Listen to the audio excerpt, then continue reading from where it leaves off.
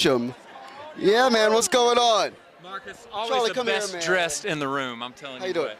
Charlie, so I want to ask you about this American Girl performance tonight. Yeah. It's going to be epic. Well, of course it is. I always, before I was ever a part of all this, when I was just a kid sitting on the living room floor watching award shows, there was always a moment in the award shows where they had pickers. Yes. And that would be my favorite moment of Speaking the night. of bluegrass pickers. Right, yes.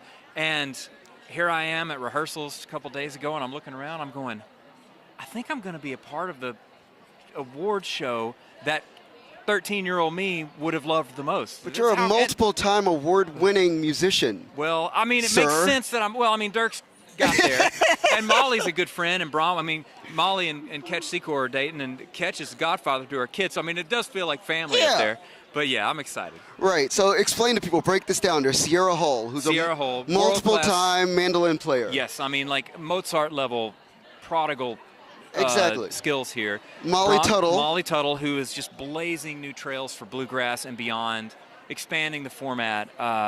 And Bronwyn Keith Hines, who plays in her band, but also makes her own Gotta have a fiddle in the band. Yeah, you got to. We got our other fiddler, Dan Hochalter's playing keys, but we won't hold that against him tonight. Somebody's got to be Ben Mont, you know. So exactly. So talk to people about the band that Dirks has, as far as that performance that I saw at Bridgestone. Right. The night that I saw you guys at Bridgestone, then Zach Top shows up. Yes. And well, Dirks gets it. And what I mean by that is he gets the generational flowing waters that make up the river of country music, right? He is right smack dab in the middle of it. He's captain of the ship right now, but he's bringing people on board who just swam up.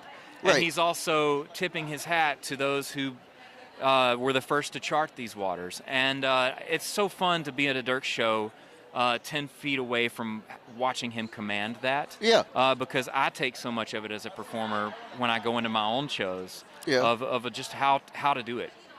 And so, yeah, it's a fun band. And depending on the moment of the show, it might be the band, it might be Hot Country Nights, we might be our bluegrass entity, Long John, or who knows. I love it. So talk to me about collaboration. I want to talk about the EP. Yes. And I want to talk about Luke Combs specifically. Take people into that story, because it's one of my favorite Nashville stories. I had a song, it's probably been a decade now, called How I Learned to Pray, that I really thought had its moment. Right. And I put out Compadres last year. I get to perform with Dirks being a compadre, and Laney as well for the straight tribute. So 2 out of 5 ain't bad. I might hop on with Luke, just sneak there in the background. But, yeah, Luke. Play the Bones? Yeah, that would work. There you go, yeah. But yeah, Luke had moved to town right when that first album came out of mine, and connected with that song, and now here he is, superstar, and tweets about the song. We strike up a friendship, and we sing the song together. It's my biggest streaming song to date, although I am working on a new record. Well, all right then. Heck yeah. Well, man, I appreciate the time, dude. Yes, sir. Always a pleasure, sincerely. Likewise. No, you're going to literally see Charlie Worsham on stage like 84 times tonight. Hardest working guy in music, right there. Thank you, sir. Appreciate you. No, this is honestly one of my favorite Nashville storytellers is Charlie Worsham.